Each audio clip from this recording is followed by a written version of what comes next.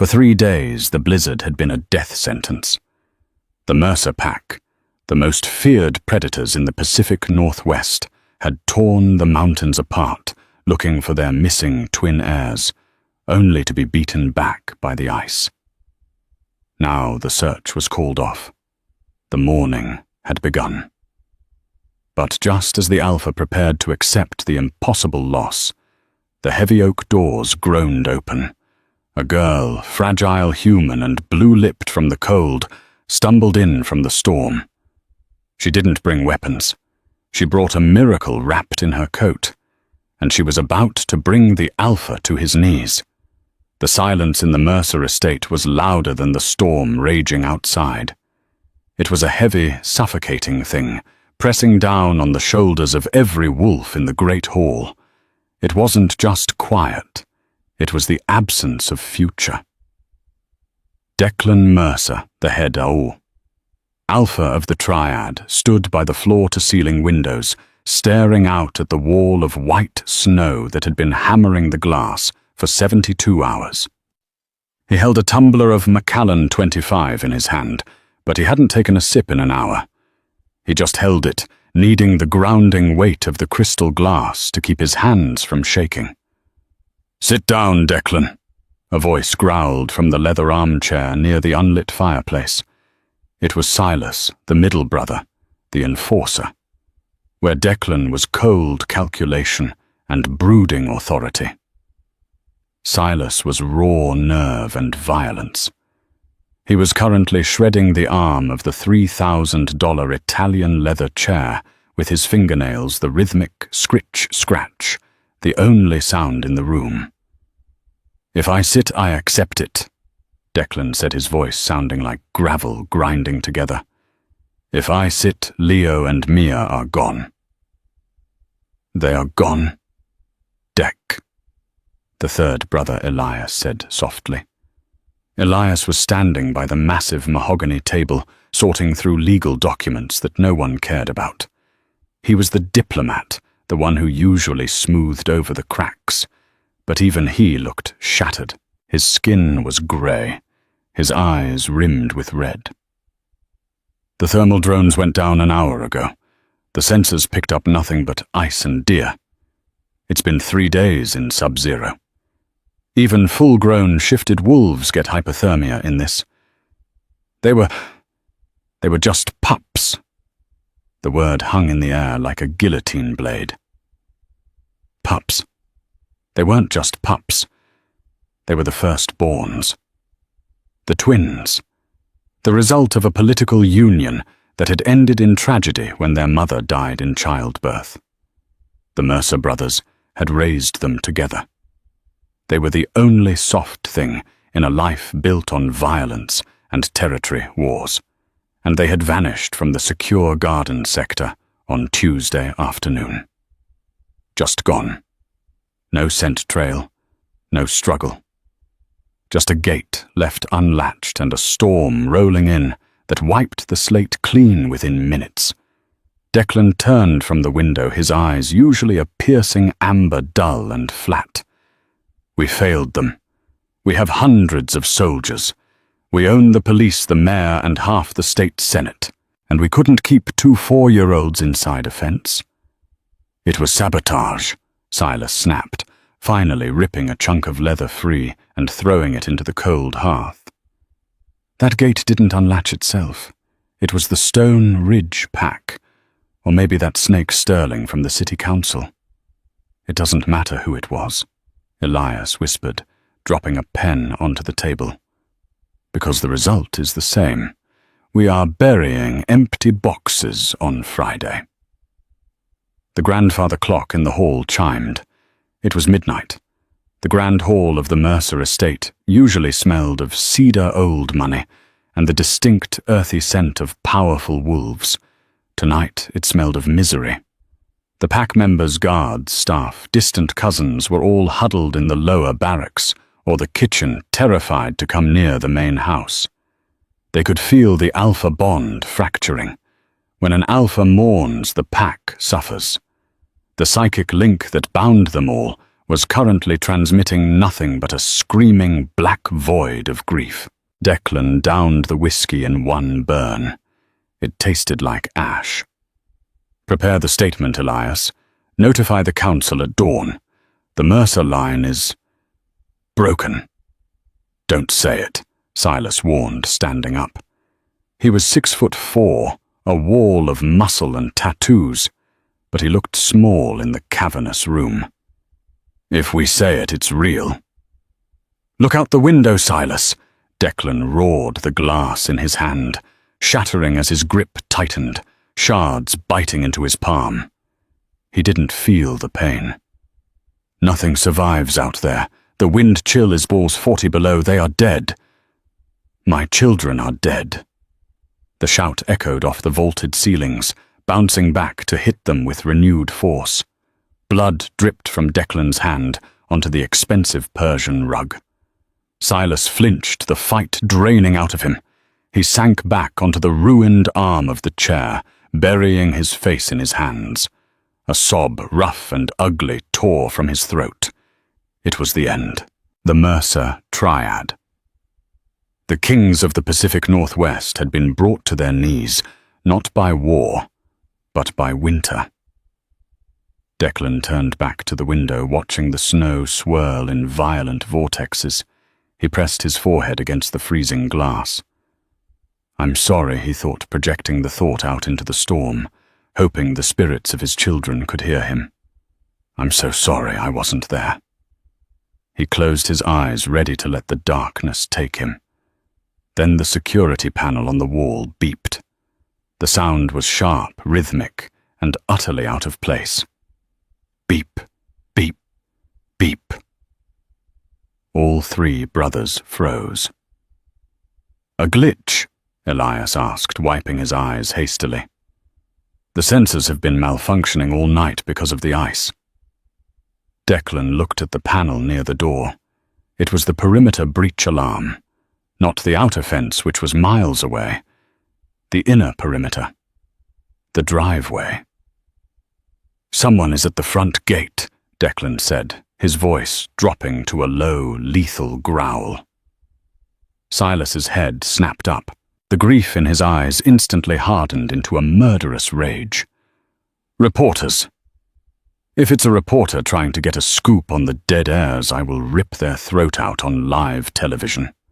"It's not a vehicle," Elias said, moving to the iPad mounted on the wall to check the camera feeds. He tapped the screen, frowning. "The cameras are whitewashed. I can't see anything. But the weight sensors on the bridge are tripping. Something is walking across. Walking." Declan moved away from the window, ignoring the blood dripping from his hand. "In this storm. Maybe it's a rogue." Silas snarled, his bones cracking audibly as he partially shifted claws extending from his fingertips. "Maybe they came to gloat. Maybe they came to finish the job. Let them come," Declan said. He walked toward the massive double doors of the manor, his stride long and predatory. He wanted violence. He wanted something to tear apart. If he couldn't save his children, he could at least punish the world that took them. The brothers lined up at the door. The tension in the room shifted from mourning to combat readiness. This was what they knew. This was easier than grief. They waited. The wind howled outside, sounding like a dying animal. Then a heavy thud against the wood. It wasn't a battering ram. It was a body, falling against the door. Declan didn't hesitate. He unlocked the heavy deadbolts and threw the door open, bracing himself for an attack. The wind shrieked, blasting snow into the warm foyer, instantly dropping the temperature by 20 degrees. But there was no army. There was no assassin. There was just a girl. She was small, swamped in a parka that was 3 sizes too big and looked like it had been bought at a thrift store in the 90s. Her face was hidden by a scarf wrapped so tightly only her eyes were visible, and even those were crusted with ice lashes. She was human. Declan could smell the lack of wolf blood instantly. She smelled like nothing but ozone cold and cheap vanilla shampoo. She stood there, swaying on her feet, dusted entirely in white, like a statue made of snow. "Get out!" Declan roared over the wind, his patience non-existent. "This is private property." The girl didn't move. She didn't seem to hear him. She just took a shaky step forward, crossing the threshold onto the marble floor. She was shivering so violently that her teeth were chattering a chaotic rhythm that echoed in the quiet hall. "Hey!" Silas stepped forward, grabbing her shoulder to shove her back out. "Did you hear him? We aren't running a shelter. Get lost before." Silas stopped. He froze his hand, still gripping the wet nylon of her jacket. "Silas," Elias asked, stepping closer. "What is it?" Silas looked back at his brothers, his eyes wide, the pupils dilated to black saucers. He inhaled deeply, his nose flaring. "Deck," Silas whispered, his voice trembling. "Smell." Declan stepped closer, leaning past the biting cold coming off the girl. He inhaled. Underneath the scent of the storm, underneath the cheap vanilla and the metallic tang of human exhaustion, there was a scent. It was faint, buried deep but unmistakable. Milk and honey. And baby powder. It was the scent of the pups. Declan's heart stopped. He looked down at the girl. She wasn't just wearing a big coat. She was clutching it closed. Her arms were wrapped around her midsection, shielding a bulky lump inside the oversized jacket. The girl looked up at Declan. Her eyes were a startling, clear grey, but they were glazing over. She was in the final stages of hypothermia. She rasped, her voice a broken croak. I think I found. Her knees gave out. Declan moved faster than he had ever moved in his life. He caught her before she hit the floor, swinging her into his arms. She was light, terrifyingly cold, like holding a block of ice. But as he caught her, her grip on the coat loosened. The zipper slid down a few inches. A small, whimpering sound came from inside the coat. Declan's breath hitched. He fell to his knees on the floor, the girl in his lap, and frantically pulled the zipper down further. There pressed against the girl's core, wrapped in layers of flannel, and what looked like the girl's own sweater, were two small, shivering bundles. Leo and Mia. They were pale, their lips blue, but as the warm air of the house hit them, Leo let out a loud, angry wail. "Oh my God!" Elias sobbed, dropping to his knees beside them. "Oh my God! They're alive!" "Get the medic!" Declan screamed, the sound tearing his throat. "Now get the medic!" Elias scrambled up and sprinted toward the kitchen, shouting for the staff. Silas was already there, his large hands hovering over the pups, afraid to touch them. "They're so cold, December. They're so cold."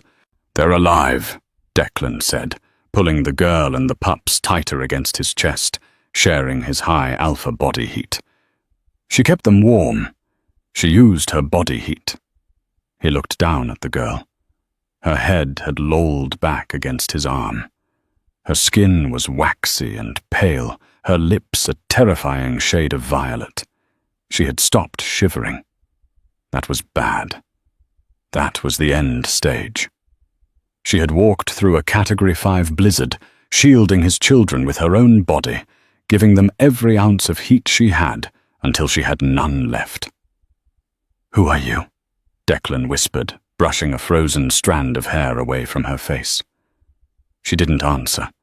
Her heart was beating, but it was a slow, thready flutter against his chest. "Silas," Declan commanded, his voice shifting from panic to absolute steel authority. Take the pups. Get them to the nursery. Skin-to-skin contact. Now!" Silas nodded gently, scooping the 2 children out of the girl's coat. The loss of their weight made the girl seem even smaller in Declan's arms. "What about her?" Silas asked, looking at the human. Declan stood up, lifting the girl effortlessly. He looked at her frozen face, a strange sensation twisting in his gut, a pull he couldn't explain. She was human.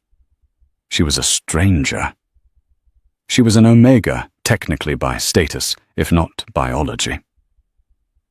"She saved the pack," Declan said, striding toward the grand staircase, carrying her toward his own private quarters. "So the pack saves her. If she dies, we burn this city to the ground. No one touches her but me." As he carried her up the stairs, the girl's head rested against his shoulder. For the first time in 3 days, the crushing weight in Declan's chest was gone, replaced by a new burning obsession. He didn't know her name. He didn't know where she came from. But as he felt her weak pulse against his, he knew one thing for certain. She wasn't leaving this house. Ever. The master bathroom of the Mercer suite was larger than most apartments in the city. It was a cathedral of black marble and gold fixtures centered around a massive soaking tub. But right now, it looked like an emergency room. Dr. Evelyn Moore, the pack's private physician, slammed a medical bag onto the vanity, sending bottles rattling.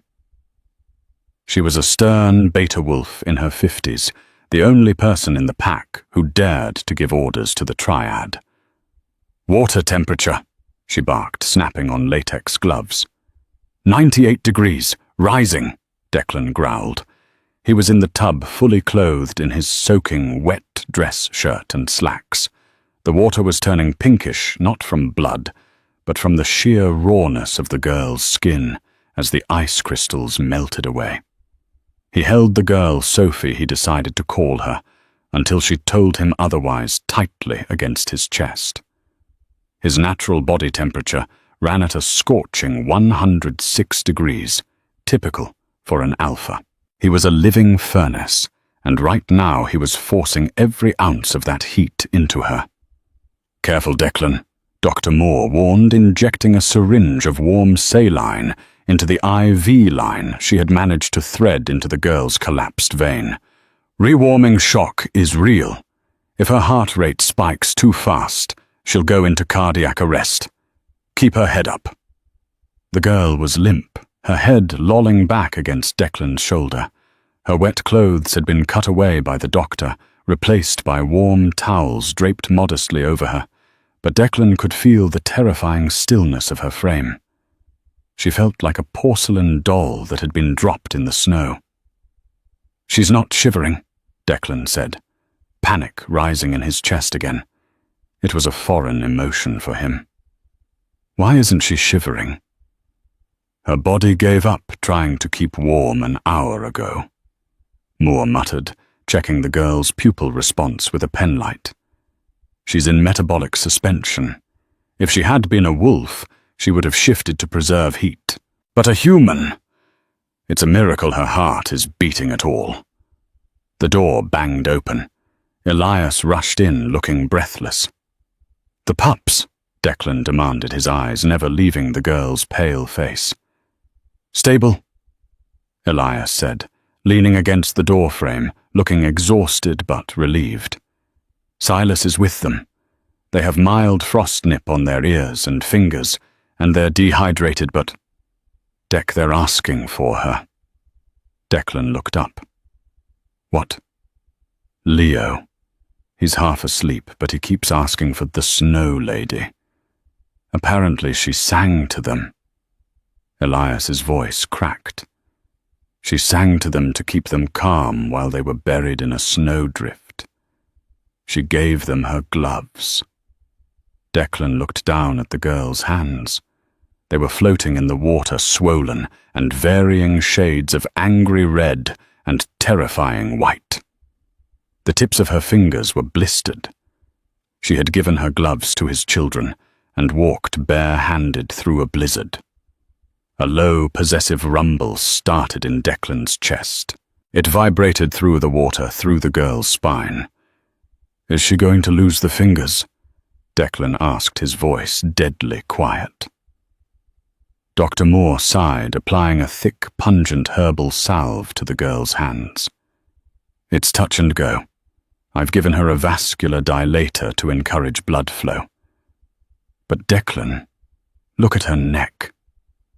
Declan shifted slightly, brushing the wet hair away from her throat. There, just below the jawline, was a scar. It wasn't fresh. It was old, jagged, and ugly. It looked like a bite mark, but not from an animal. It looked like the mark of a serrated knife, or perhaps teeth that weren't quite human. "She's been hurt before," Dr. Moore said softly. "And look at her ribs, old fractures poorly healed. This girl has lived a hard life. Her bone density suggests long-term malnutrition." Declan felt a surge of rage so potent it made his vision blur. Who had hurt her? Who had starved her? And how dared they touch what was he realized with a jolt? His. Suddenly the girl gasped. It was a wet, ragged sound, like a drowning victim breaking the surface. Her back arched off Declan's chest, splashing water onto the marble floor. "Easy," Declan soothed, tightening his grip to keep her from thrashing. "I've got you. Breathe." Her eyes flew open. They were grey, wide, and unseeing. The cave," she stammered, her teeth instantly beginning to chatter violently as the shivering reflex finally kicked back in. "The wind. Cover the babies." "The babies are safe," Declan murmured, putting his lips right against her ear, letting his alpha voice a tone that compelled obedience and calm wash over her. "Leo and Mia are safe. You brought them home." She blinked her eyes, trying to focus on his face. She looked at his jaw, then up to his amber eyes. Confusion clouded her gaze. "Who?" she whispered. "I'm Declan," he said. "I'm the father." She stared at him for a second, her body trembling uncontrollably. You look like the wolf." Declan stiffened. Had she seen him shift? No, he hadn't shifted near her. "Rest now," he commanded softly. "Can't." She slurred, her adrenaline fading as the drugs took hold. "Need to pay rent. Mr. Henderson will kick me out." Her eyes rolled back and she went limp against him again. Declan looked at Elias. "Mr. Henderson, I'll find him," Elias said, pulling out his phone, his face hardening. "And I'll make sure she never has to pay him another dime." "Evelyn," Declan said, lifting the girl out of the water as the doctor prepared a warm bed in the adjoining room. "Does she smell like an Omega to you?" Dr. Moore paused, holding a towel. She sniffed the air. "Biologically, no. She's human. But pheromonally, it's strange. She has the calming scent. It's faint, but it's there. It's probably why the twins trusted her. It's a 1-in-a-million anomaly." Declan carried her to the massive king-sized bed, laying her down on the Egyptian cotton sheets. He pulled the heavy duvet over her, tucking it around her shoulders. He felt an overwhelming urge to climb in with her, to curl his large frame around her small one and guard the door. "She's not just an anomaly," Declan said, brushing a thumb over her cheekbone. "She's the savior of the Mercer pack." He turned to his brother. "Elias, run her prints. I want to know who Sophie Bennett is, where she came from, and who gave her that scar, and get security on the door. If anyone other than us enters this room, kill them." Consciousness returned to Sophie in slow, painful waves. First, there was the heat. She was warm. Actually, she was hot. The last thing she remembered was the numbness eating her legs as she stumbled toward the big light in the distance. She remembered the weight of the children strapped to her chest, the burning ache in her arms. Then the smell. Cedar. Musk. Expensive cologne. And something wild, like pine needles and rain. Sophie opened her eyes. She wasn't in her tiny, drafty apartment above the laundromat. She was in a room that looked like it belonged in a magazine. The ceiling was high and coffered. The curtains were heavy velvet. A fire was crackling in a fireplace that was big enough to roast a pig. She sat up gasping as a sharp pain shot through her hands. She looked down. Her hands were heavily bandaged, wrapped in white gauze like mittens. "Careful," a deep voice said from the corner. Sophie flinched, scrambling back against the headboard, pulling the duvet up to her chin. A man was sitting in a wing-back chair near the window. It wasn't the man from the entryway, the one with the terrifying amber eyes. This one was huge, with broad shoulders and tattoos creeping up his neck. He was peeling an orange with a small knife. It was Silas. "I'm not going to hurt you," Silas said, his voice gruff but surprisingly gentle. He tossed a segment of orange into his mouth. "Doctor said you need sugar and fluids." "Where am I?" Sophie's voice was a croak. Her throat felt like sandpaper. "Mercer Estate," Silas said. "You walked right through our front door last night. You're lucky Declan didn't shoot you. He's twitchy." Mercer Estate. Sophie's blood ran cold. Everyone in the county knew the name. The Mercers owned the timber mills, the shipping logistics, the construction firms.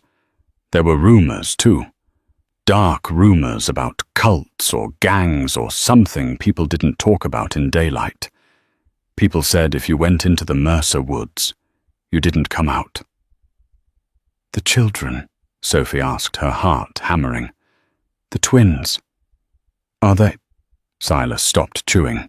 His expression softened, the hard lines of his face relaxing. "They're eating pancakes, about a dozen of them. They're asking for you." Sophie let out a breath she didn't know she was holding. "Oh, thank God. I thought the snow was so deep." "How did you find them?"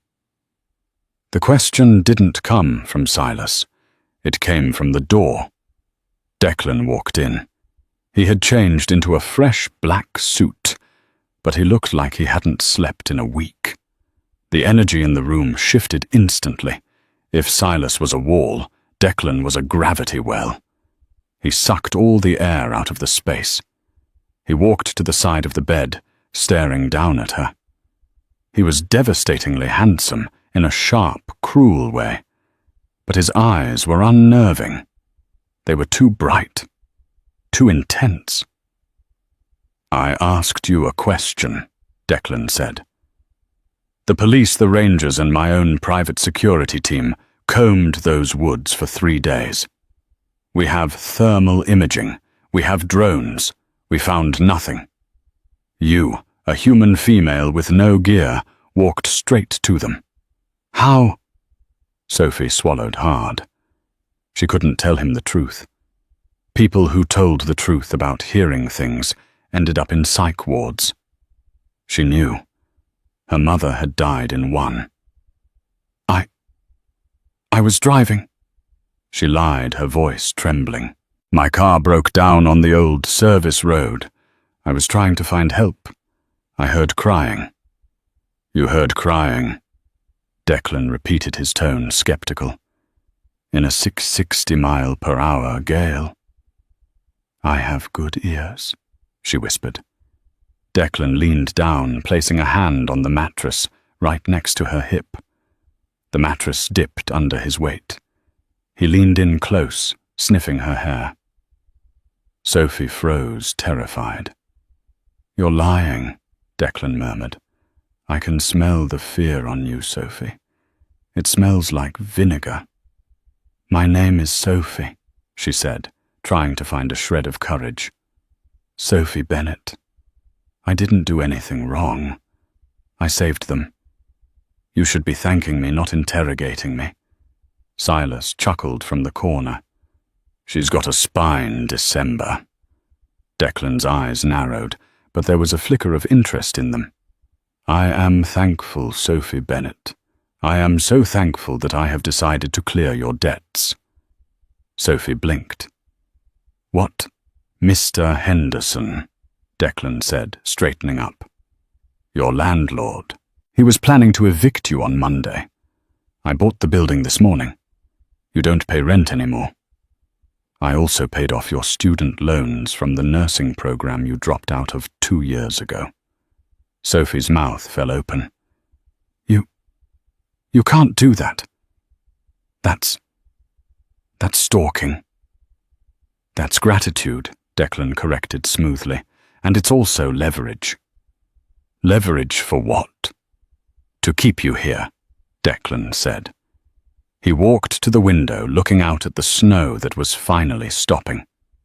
You see, Sophie, my children are unique. They have special needs, and they have bonded to you. They won't eat unless the snow lady comes down. So you have a new job. I have a job, Sophie protested. I work at the diner on Main. You worked at the diner, Declan said. I spoke to the owner. You resigned an hour ago, with a very generous severance package. Sophie scrambled to get out of bed. This is insane. I'm leaving. Where are my clothes? Burned, Silas said helpfully. They were ruined. I am leaving, Sophie shouted, standing up.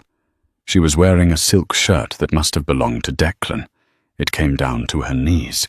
She felt ridiculous and small. Declan turned to face her. You can't leave. The roads are blocked, and even if they weren't, I can't let you go. He stepped closer, invading her space again. The intensity coming off him was like a physical wave of heat. Why? She breathed, looking up at him. Because, Declan said, his voice dropping to that low, vibrating growl that made her knees weak. You smelled them when we couldn't. You found them when we failed. You have the Omega instinct, Sophie. And whether you know it or not, you belong to the pack now. I'm human, she argued, though her voice lacked conviction. We'll see, Declan said enigmatically. He reached out, taking her bandaged hand gently. He raised it to his lips, pressing a kiss to the gauze over her knuckles. It was a gesture of courtly respect, but his eyes were predatory. Get dressed, he said, gesturing to a pile of expensive-looking women's clothes on the dresser that certainly hadn't been there yesterday. Lunch is in 20 minutes. Do not keep the alpha heirs waiting. He turned and walked out, his long coat billowing behind him. Silas stood up, tossing the orange peel into the fire.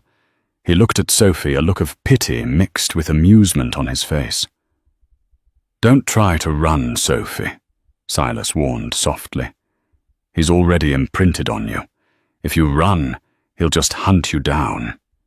And honestly, the chase is the part he likes best. Silas left, closing the door with a solid thud. Sophie stood alone in the middle of the luxury room, her heart pounding against her ribs. She was trapped in a castle with monsters who wore designer suits. But as she looked at her bandaged hands that had saved 2 innocent lives, she felt a strange tug in her chest, a pull toward the nursery down the hall. She didn't know what an Omega instinct was, but she knew one thing. She wasn't leaving those kids. Not yet. Sophie stared at herself in the floor-to-ceiling mirror of the dressing room. The clothes Declan had provided fit perfectly, which was unsettling in itself. It implied he had sized her up with a terrifying degree of accuracy while she was unconscious.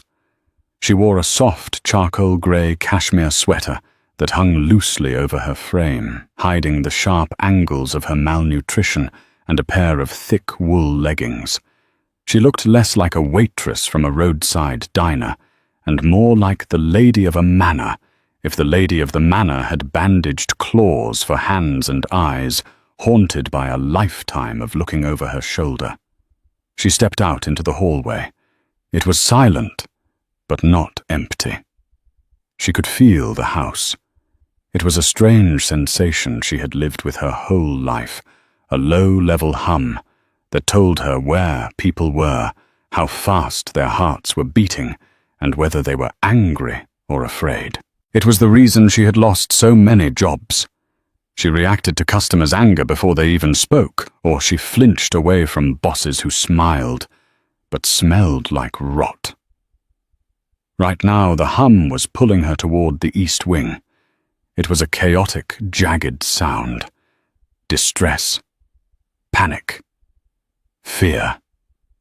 Sophie walked faster, her sock-clad feet silent on the hardwood. She reached a set of double doors guarded by two hulking men in tactical gear.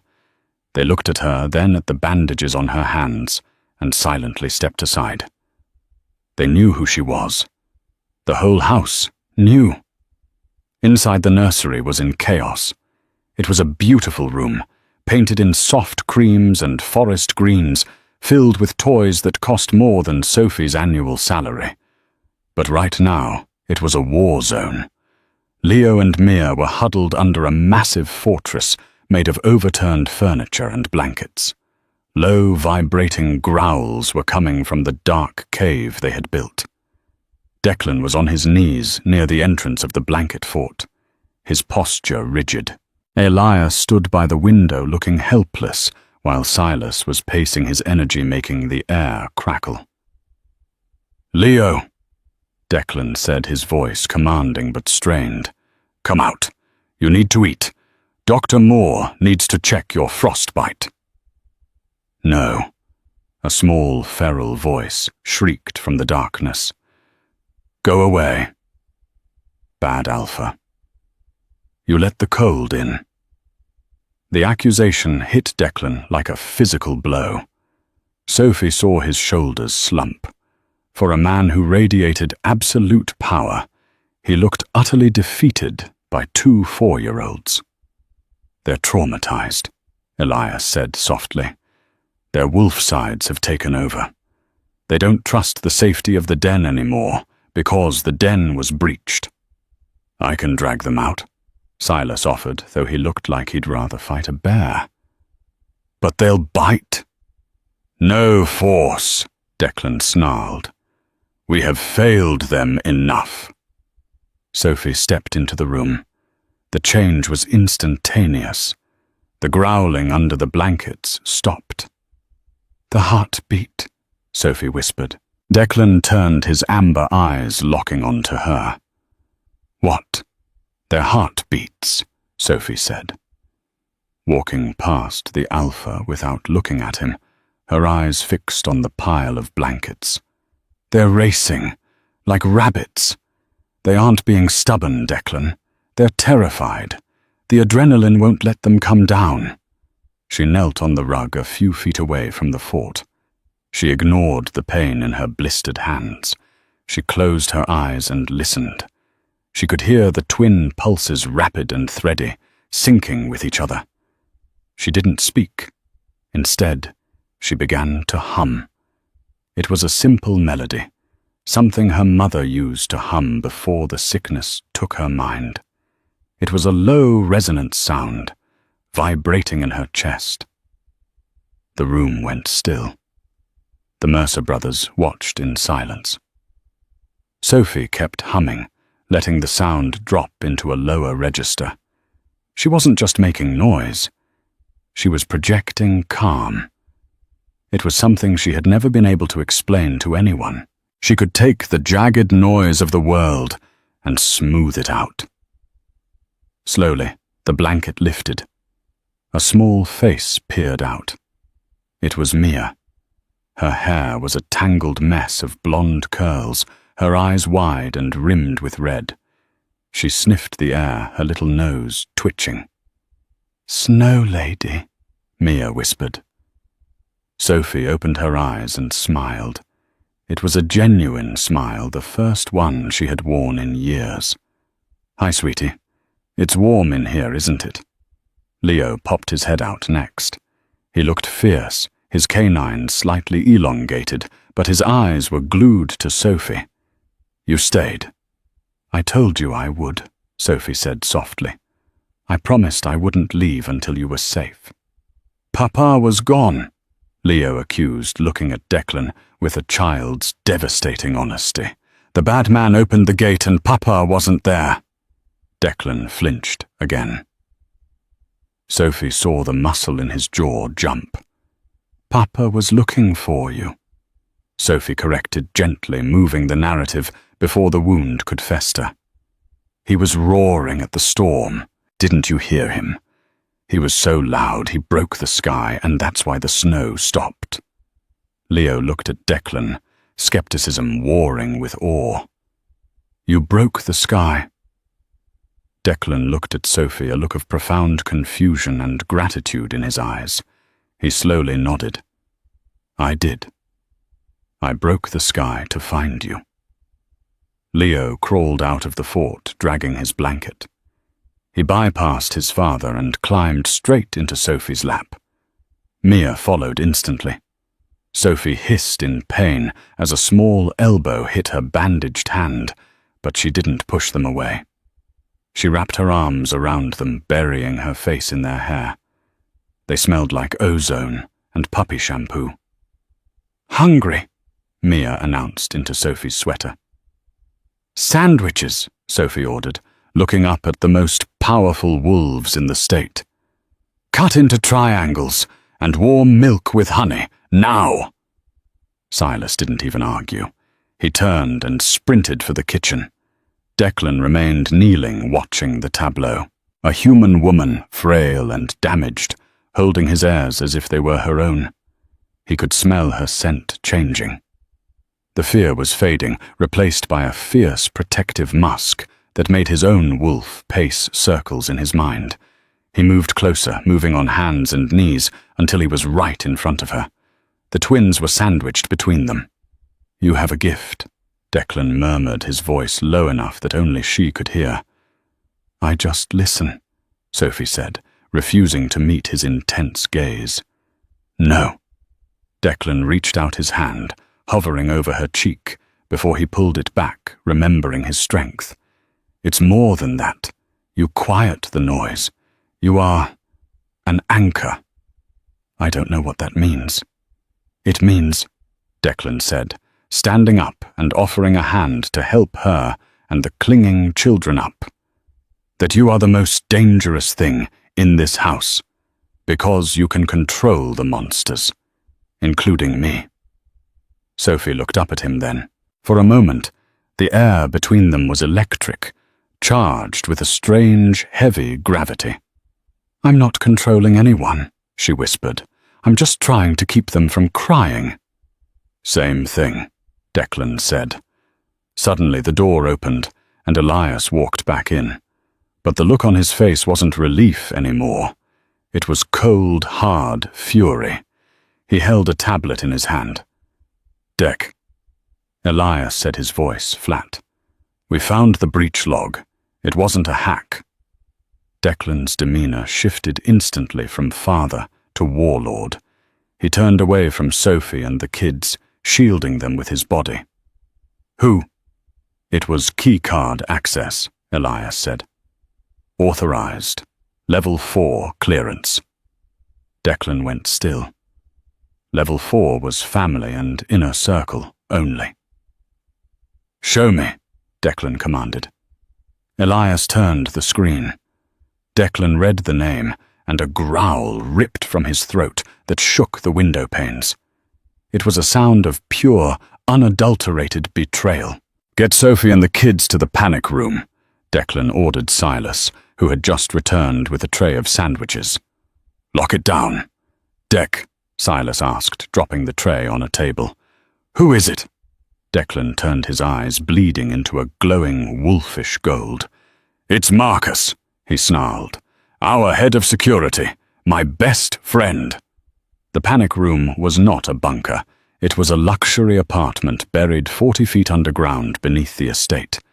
But to Sophie it felt like a tomb. 3 hours had passed. Silas was guarding the steel door from the inside, pacing back and forth like a caged tiger.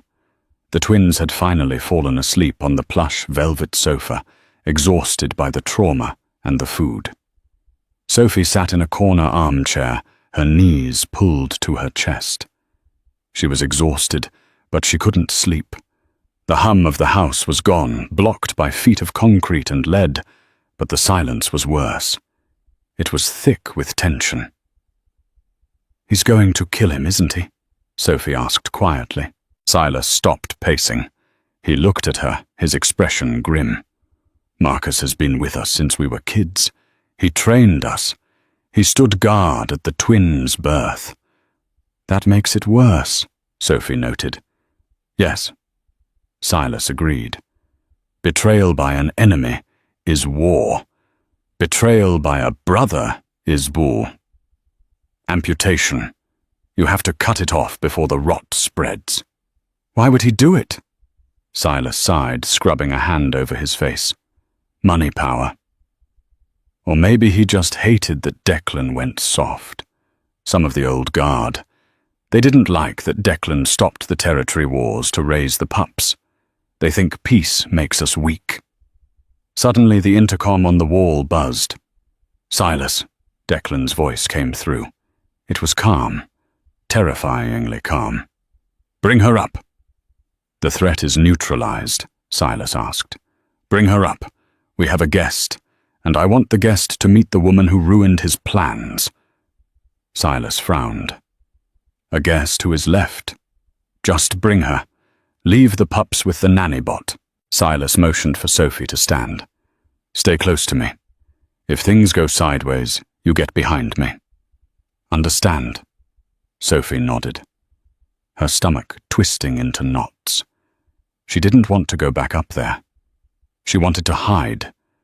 But she also knew that in this house, you obeyed the Alpha. They took the elevator up. When the doors opened into the great hall, the scene that greeted them was surreal. The storm had cleared outside, revealing a stark, blindingly white landscape.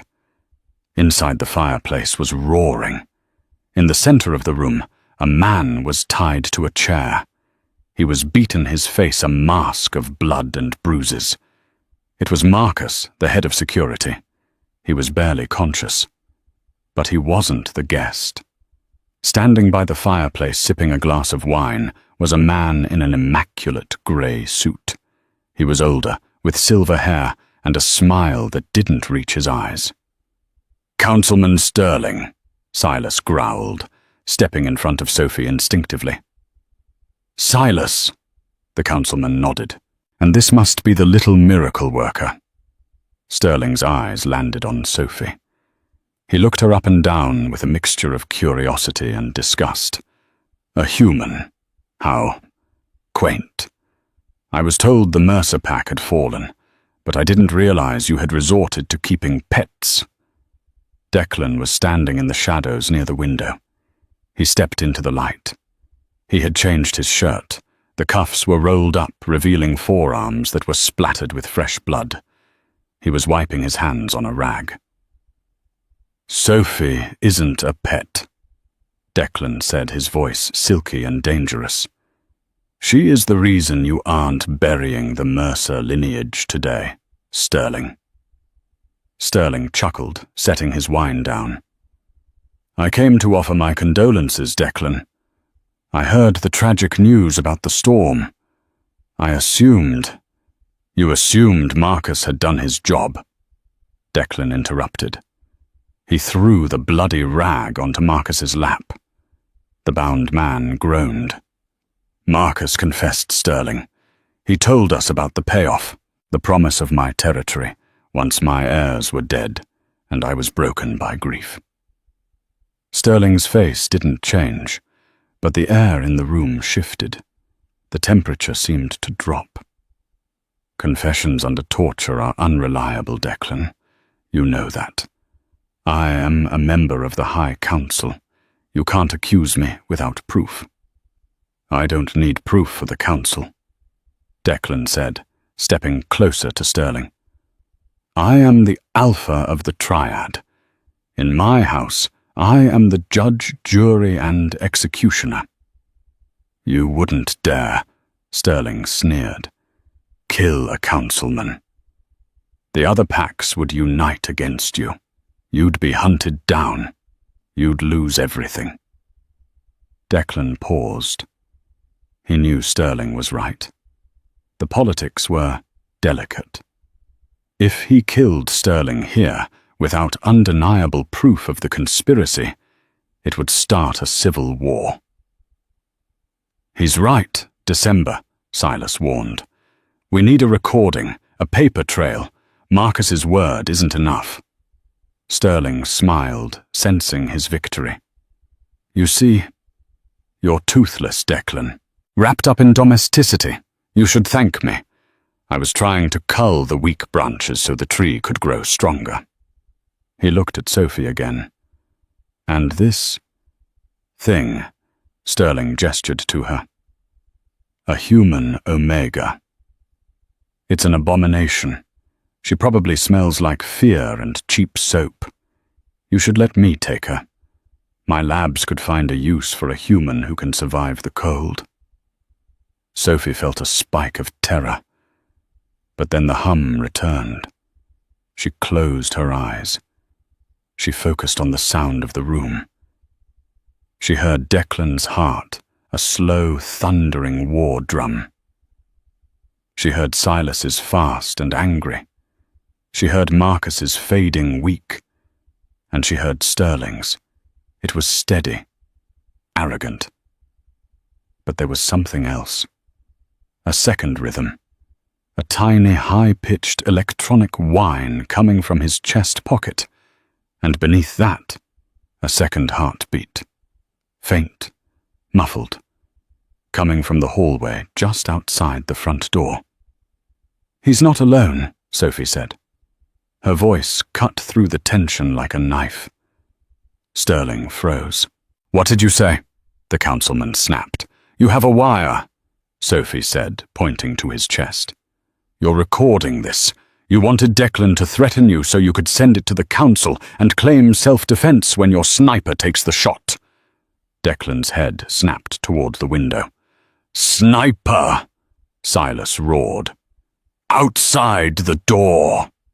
Sophie screamed, covering her ears, as the sound of the hidden person's intent spiked into a screech of violence. Now! Declan didn't question her. He didn't hesitate. He tackled Sterling, slamming the older man to the floor, just as the heavy oak front door exploded inward. A figure clad in white camouflage and tactical gear burst in a suppressed rifle raised. Silas was moving before the glass shards hit the floor. He shifted mid-air, a terrifying, bone-cracking transformation that turned him into a 9-foot-tall mountain of grey fur and muscle. He slammed into the assassin, his jaws clamping down on the man's tactical vest, shaking him like a rag doll. The gun went off, a wild shot, hitting the chandelier, sending crystal raining down. Declan, still in human form, was pounding his fist into Sterling's face. Call them off! Call them off, or I rip your throat out right here! Sterling was laughing, blood bubbling from his mouth. It's too late. The Stone Ridge pack is already breaching the perimeter. We knew you'd be distracted. Sophie scrambled backward, trying to get behind the heavy oak table. But amidst the chaos, the roaring of Silas, the shouting of Declan, the gunfire, she heard a sound that made her blood freeze. The click of a knife. It wasn't coming from the assassin. It was coming from the chair. Marcus. He hadn't been as unconscious as he looked. He had cut his bonds with a hidden blade, and while the brothers were distracted by the intruders, he was lunging, not for Declan, not for Silas. He was lunging for Sophie. "If I can't kill the pups," Marcus screamed, his face a mask of insanity, "I'll kill the mother."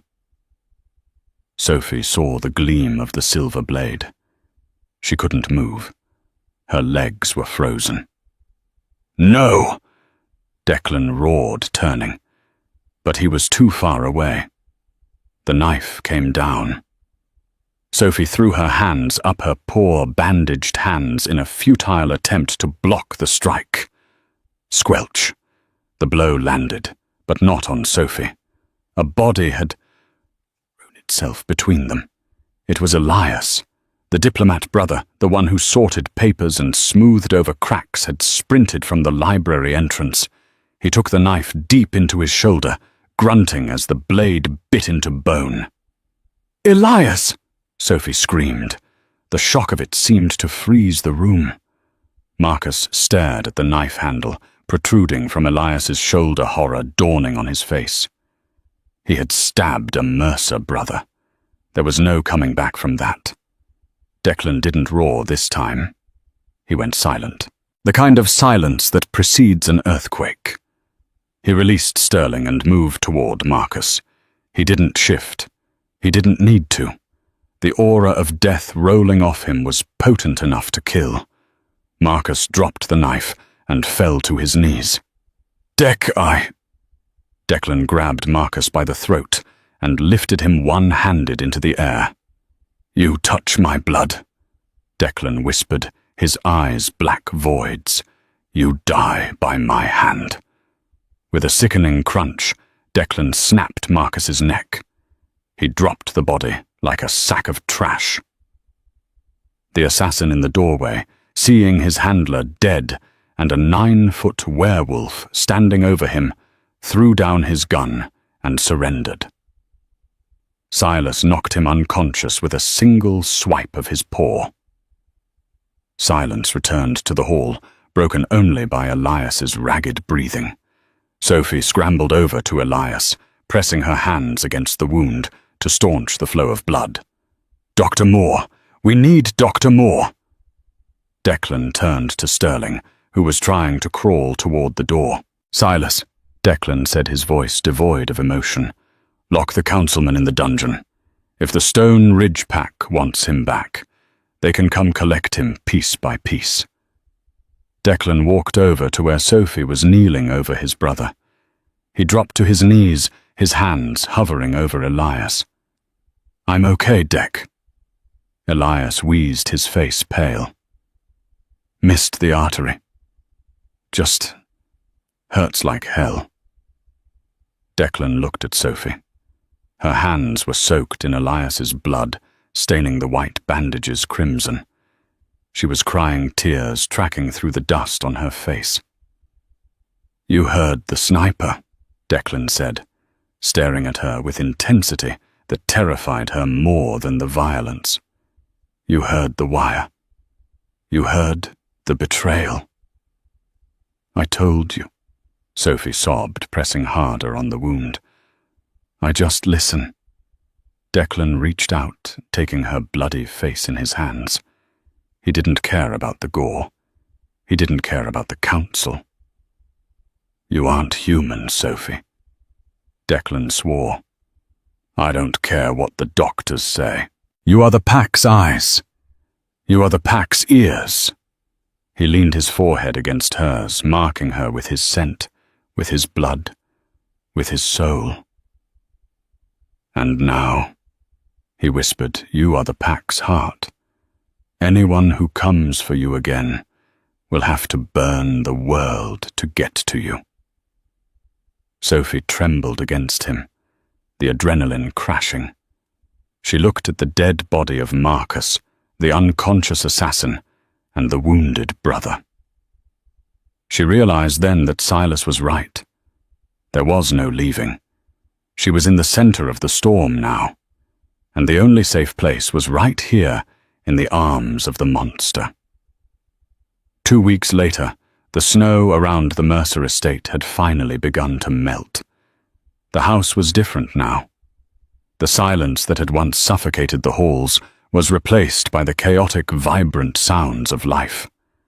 There was the clack, clack, clack of claws on hardwood as Leo and Mia chased each other. There was the quiet murmur of Elias on the phone in the study, his arm in a sling, but his voice sharp as he dismantled Councilman Sterling's political career piece by piece. And there was Sophie.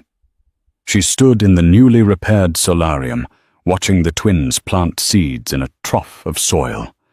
Her hands were no longer bandaged. The blisters had healed into faint pink scars, battle wounds she wore with a strange sense of pride. "The roots go down deep," she explained to Mia, guiding the little girl's hands. "So when the wind comes back, they don't blow away." "Like us?" Mia asked, looking up with wide eyes. "Exactly like us," a deep voice rumbled from the doorway. Sophie turned. Declan was leaning against the glass door frame. He looked different too.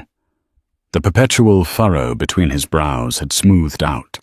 The darkness that usually clung to him like a second skin had receded, leaving behind a quiet, simmering intensity. He walked over the sunlight, catching the amber flecks in his eyes. He stopped just inches from her. "Dr. Moore says you're fully recovered," Declan said softly. "I am." Sophie nodded. "My hands are fine. No nerve damage." Declan reached into his jacket pocket and pulled out a thick envelope. He held it out to her. "What is this?" Sophie asked. "Your freedom," Declan said. "It's the deed to your grandmother's old house in the valley. I bought it back from the bank. It's in your name. Fully paid for. Along with a bank account that will last you a lifetime."